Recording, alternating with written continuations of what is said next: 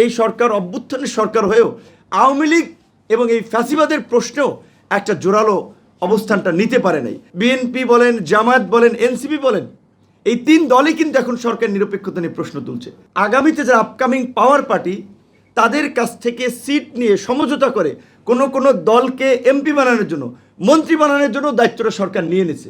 পুলিশের সাথে কার্যত এবং প্রশাসনের সাথে একটা নেগোসিয়েশন করেই আওয়ামী লীগের নেতা কর্মীদের নিয়মিত মিটিং হচ্ছে বিভিন্ন জায়গায়। আমি ব্যক্তিগতভাবে বলেছিলাম প্রকাশ্যেই যে এই সরকারকে 2 বছরের জাতীয় সরকার রূপান্তর করা হোক, শুরুর দিকে বলেছিলাম। সরকারও শোনে নেই তো। আর সরকারের এই 15 মাসের মাথায় যেই পরিস্থিতি তারা তৈরি করেছে, দেখেন এখন সবচেয়ে সরকারের পীড়িতের লোক যাদেরকে বলা চলে ওই মমতাজের গানের মতো যে কই মাছ ভাইজা বন্ধুরে খাওয়াইছিলাম কত, তো যাদেরকে আমলাতন্ত্রের ভাগ বাটোয়ারা থেকে শুরু করে সরকারের সমস্ত কর্মকাণ্ডের অংশীদারিত্ব দিল, বিএনপি বলেন, জামায়াত বলেন, এনসিপি বলেন, এই তিন দলই কিন্তু এখন সরকার নিরপেক্ষতা নিয়ে প্রশ্ন তুলছে। জামাতের সিনিয়র লিডার তো পরিষ্কারভাবেই 3 জন উপদেষ্টার নাম মেনশন করে বলছে, বিএনপির পক্ষ থেকে বলা হয়েছে, এনসিপির পক্ষ থেকে বলা হয়েছে।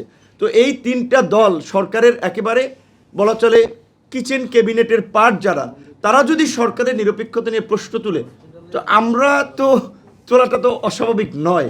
তো আমি জানি না যে এই সরকারের অধীনে আসলে একটা নির্বাচন শেষ পর্যন্ত হওয়া সম্ভব কিনা। কারণ আজকে বিভিন্ন পত্রপত্রিকা দেখতেছি, এমনকি সরকার উপদেষ্টারা কোনো দলের আগামীতে যারা আপকামিং পাওয়ার পার্টি, তাদের কাছ থেকে সিট নিয়ে সমঝোতা করে কোনো দলকে এমপি বানানোর জন্য, মন্ত্রী বানানোর জন্য দায়িত্বটা সরকার নিয়ে নিয়েছে।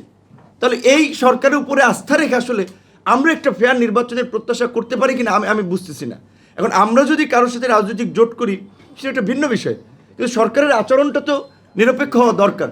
সরকারের আচরণ আমরা সেটা দেখতেছি না। সরকারের কর্মকাণ্ড মোটেও সন্তোষজনক নয় এবং তারা আমাদের সাথে সবচেয়ে বেশি বৈষম্য করেছে। তো আমরা চাই যে অন্তত আগামীতে নির্বাচনটা তারা একটা ফেয়ার নির্বাচন করুক, সেই আলামতও কিন্তু দেখা যাচ্ছে না। নির্বাচনটা যদি আগের মতোই কেন্দ্র দখল, পেশি শক্তি বিস্তার করে যদি হয়, তাহলে তো আগামীতে এই বাংলাদেশ না, শুধুমাত্র আমাদের রাজনীতি একটা বড় ধরনের সংকটের মধ্যে পড়বে। আজকে যেই ফ্যাসিবাদী শক্তির বিরুদ্ধে আমরা সম্মিলিতভাবে লড়াই সংগ্রাম করে পরাজিত করলাম, আমরা তাদের রাজনীতি নিষিদ্ধের দাবিতে সবাই পরিষ্কার অবস্থান নিয়েছি।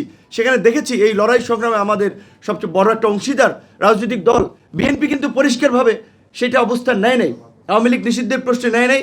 আওয়ামী লীগের যে লেসপেন্সার জাতীয় পার্টি নিষিদ্ধেও তারা পরিষ্কার অবস্থান নেয় নাই। তো আগামী নির্বাচনে যদি নির্বাচনের পর যারা সরকার গঠন করবে তারা যদি আওয়ামী লীগকে আবার ওপেন করে দেয় যেভাবে অতীত হয়েছে, তো আওয়ামী লীগ তো আগে এসে ধরবে জোনায়েদ সাকিরে, ভিপি নুররে, মান্না ভাইকে লাঞ্ছিত করবে, অপমানিত করবে, সাইফুল হক ভাইকে এবং এই ছাত্র নেতাদেরকে। কারণ বড় যারা রাজনৈতিক দল, যাদের একটা বিশাল কাঠামো আছে, কারণ বিএনপির কথা, জামাতের কথা, তাদেরকে তো নানানভাবে একটু নেগোসিয়েশন করে রাখার চেষ্টা করবে। তো শুধুমাত্র অভ্যুত্থানে অংশগ্রহণকারী আন্দোলনের নেতৃবৃন্দ নয়, আমরা যারা গত এই 1.5 দশকের ধারাবাহিক লড়াই সংগ্রাম করেছি, আমাদেরও সামনে অনেক ধরনের নিরাপত্তাহীনতা আছে। এই সময় নিরাপত্তাহীনতা আছে। রাস্তাঘাটে আমরা বেরোচ্ছি, অনেকের পয়সাপাতি হয়েছে, তাদের 2-3 জন সিকিউরিটি গার্ড থাকে, আমাদের নিরাপত্তাটা কে দিবে? গত একদিনের লকডাউনে একটা ভীতিকর পরিস্থিতি তৈরি করেছে। এসপিরা, ডিসিরা বলছে অমুক দল তো নিষিদ্ধ নয়, এবং পুলিশের সাথে কার্যত এবং প্রশাসনের সাথে একটা নেগোসিয়েশন করেই আওয়ামী লীগের নেতা কর্মীদের নিয়মিত মিটিং হচ্ছে বিভিন্ন জায়গায়।